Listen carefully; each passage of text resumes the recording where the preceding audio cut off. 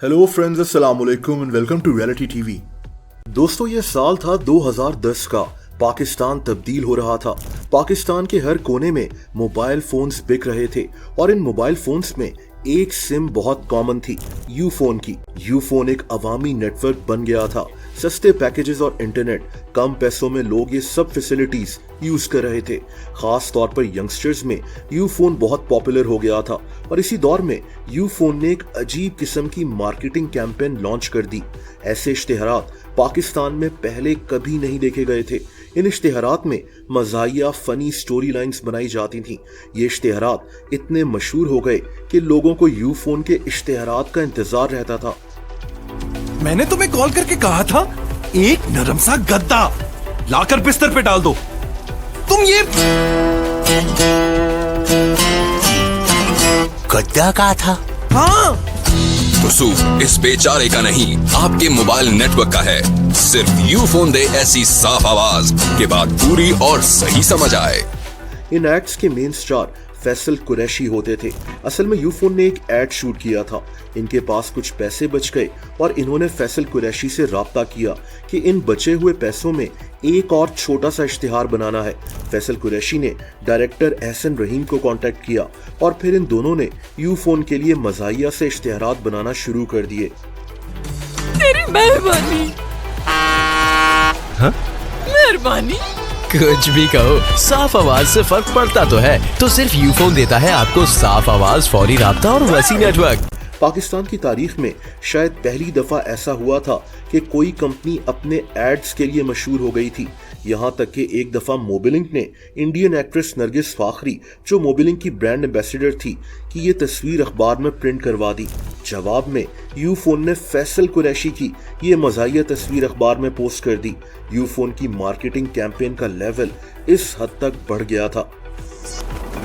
Hello, आवाज आ रही है? हाँ, साफ? एकदम साफ। ये है यू फोन का नया वसी नेटवर्क मिस्टर। साफ आवाज और फौरी राब्ता। अच्छा, तुम्हें मेरी आवाज आ रही है? एकदम साफ। जमीन सिर्फ 200 फुट रह गई है।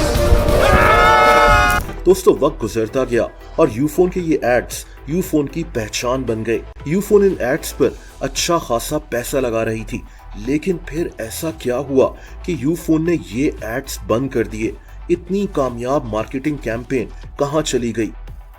दोस्तों, यू फोन पाकिस्तान में 2001 में लॉन्च हुई थी। इसे पीटीसीएल ने लॉन्च किया था और फिर 2010 में इनकी वही एड कैंपेन लॉन्च हुई। लेकिन अजीब बात यह है कि यू फोन को बाद में लगने लगा कि इन इश्तिहारात का यू फोन को कोई फायदा नहीं हो रहा। यू फोन को लग रहा था कि इनके ये एड्स तो काफी मशहूर हो रहे हैं, लेकिन इन एड्स की वजह से यू फोन की सेल्स नहीं बढ़ रही और ये अपना मैसेज लोगों तक नहीं पहुंचा पा रहे।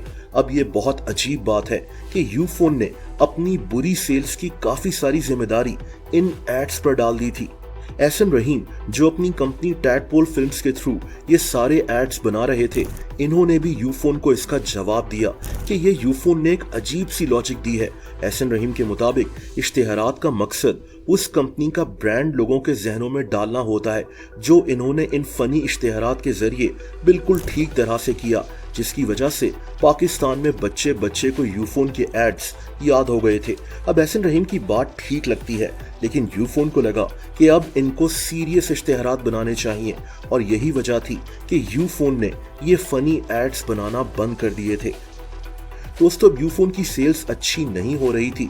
इसकी बहुत और रीजंस हो सकती हैं, जैसा कि 2017 में यू फोन पाकिस्तान की वाहिद टेलीकॉम कंपनी थी जिसके पास 4G सर्विसेज नहीं थी। कई लोग इसकी वजह से यू फोन छोड़कर जैज और जोंग की तरफ जा रहे थे। लोग यू फोन की सर्विस से, इनके नेटवर्क से, इनके इंटरनेट से खुश नहीं थे। यू फोन ने 2019 में जाकर 4G सर्विस लॉन्च की, लेकिन जाहिर सी बात है कि इससे इनकी सेल्स पर ऑलरेडी बहुत बुरा असर पड़ चुका था। मेरे पास भी यू फोन की एक सिम है। ये मेरी पहली सिम थी और ये बात मैं अच्छी तरह जानता हूँ कि यू फोन की सर्विस क्वालिटी बहुत ज़्यादा गिर चुकी है। कई एरियाज में तो यू फोन का नेटवर्क आता ही नहीं है। यानी यू फोन की एड कैंपेन मसला नहीं था, इसकी वजह से तो यू फोन पाकिस्तान के हर कोने में मशहूर हो गई थी। असल मसला इनकी सर्विस क्वालिटी का था, जिसकी जिम्मेदारी इन्होंने अपनी एड कैंपेन पर डालकर इसको बंद कर दिया। दोस्तों, अगर आप मुझे इंस्टाग्राम पर फॉलो करना चाहें तो उसका लिंक नीचे डिस्क्रिप्शन में मौजूद है।